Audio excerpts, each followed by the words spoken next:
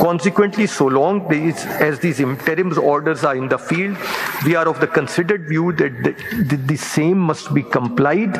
The title Constitution petition has already undergone nearly 50 hearings. Its proceedings have reached the final stage and are near conclusion. The said petition should therefore continue to be heard and decided by the present bench. Any change in the composition of the bench is neither necessary as a matter of law or of propriety, nor is it advisable at this end stage of the case. Indeed, including the case would serve in the public interest, as much of the time and public money have been expended in hearing the instant petition. There is a dissent, my lord, at page 431. And if your lordship may see the opening paragraph by my lord Mr. Justice Syed Mansoor Ali Shah, I raised the following question during the hearing of this case on 18th August. Whether this bench should continue hearing this case, or should this case be adjourned till the court first decides the constitutionality of the Supreme Court Practice and Procedure Act 2023, or in the alternate, should a full court hear this case pending decision on constitutionality of this court. Then his lordship gives the reasons what transpired that day. Paragraph 5, his lordship refers to my submission.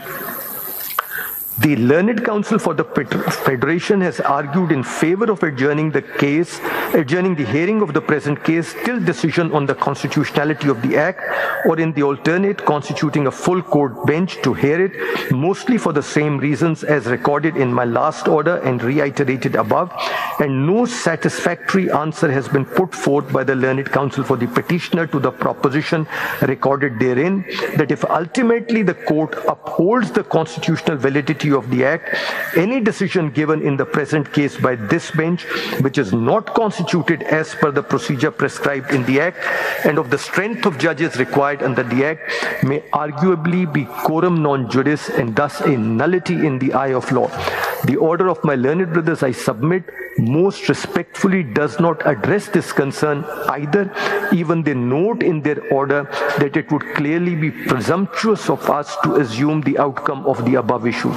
The decision of the constitutional validity of the Act is an equally possible decision with that of its constitutional invalidity.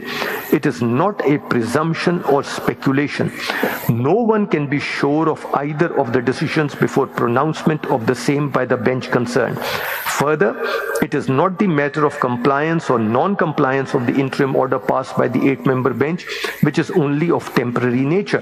The real concern is the effect of the possible final outcome of the constitutional validity of the Act on the present proceedings and any decision given therein. There is a possibility that the instant proceedings and the decision given therein may become quorum non juris and a nullity in the eye of law if the constitutionality of sections 3 and 4 of the Act is upheld by the other bench. So this Damocles sword hanging over these proceedings can easily be removed if either we await the decision of the 8-member bench on the constitutionality of the Act, or make it ineffective by placing the matter before a full court bench. The interim order of the 8-member bench suspending the Act was passed on 13th April 2023, more than 4 months ago, and there is no next date of hearing fixed in the case. This unnecessary delay in adjudicating a matter which directly deals with the core functioning of this court is not understandable. Considering that almost 50 hearings have been held in the instant case, it therefore doubly requires that the constitutionality of the Act be decided first as the earliest, so that the court can function in accordance with law rather than under the uncertainty of a stay order. I therefore maintain my earlier view in my note of 22nd June 2023. What was your ground for constitution of larger bench or for staying the proceedings?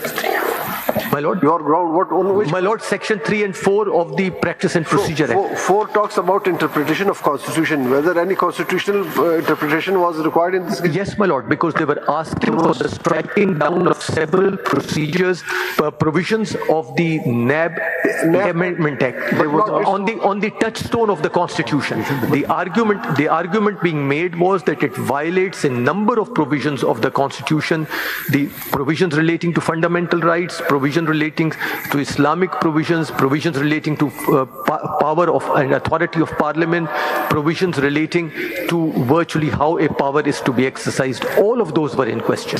There's also another ground, speaking for myself, my lord, where a larger bench should have heard this case, and that was the question of maintainability, because in high courts certain petitions were pending challenging the Vairis, and the judgment of the majority did refer to the Benazir Bhutto's case, PLD 1988, Supreme Court 416, which is, I believe, an 11-member bench. My lord. And that is the law till today. My lord. And again, this court is ignoring that law. So either that was binding and had to be followed, so any departure that was required to be made had to be heard by a larger bench. My lord, so that is... May I respectfully am very grateful for that observation. I had spent an entire day arguing Manzoor Ilahi and arguing on the basis of Benazir Bhutto and pointing out that there was a petition pending under Article 199 of the Constitution before the Islamabad High Court, and in view of the pendency of that petition and in view of these two judgments... You see, regardless of that, Makhdoom Saab, with great respect, the larger bench judgment is binding even on this bench, because that's an 11-member bench. Yes, my lord. And Manzoor Ilahi's case has been reaffirmed by them. Yes, and that is the law. Yes, and that law is again and again ignored. Yes, and that was also ignored in the election matter, to which the majority has made a reference. My lord, yes. So that could not have been overruled, and till that is not overruled, 184(3) petitions are not maintainable if matters are pending before the high courts. My lord, even before the Practice and Procedure Act was enacted, that was a submission made by me before the Honorable 3-member bench of this Honorable Court, and that was my next point, which your Lordships has encapsulated far better than I could. Arguments, we will hear you later. This is your main arguments. My lord, that's my second argument after the Practice and Procedure Act. So, the second argument... What is the first? My lord, the first was that in view... What is the first proposition? The first proposition is that in view of the provisions of the Practice and Procedure Act 2023, the proceedings before this Honorable Court's 3-member bench had become quorum non judice, and the matter should have been referred to a committee. No. So are you saying this judgment is a nullity in law? That's what I'm submitting, my lord. What do you say about when the Practice and Procedure Act was suspended? It was not in field. My lord, your Lordships knows it better than me that an order of stay operates inter partes.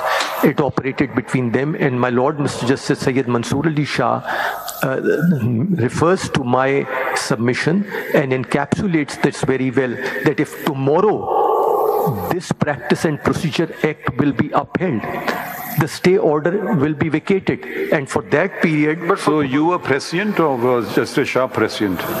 My lord, both of you. The members of this honorable bench are always prescient. Makhdoom Saab, speaking for myself, the petition was not maintainable in the light of the law laid down by the Benazir Bhutto's case.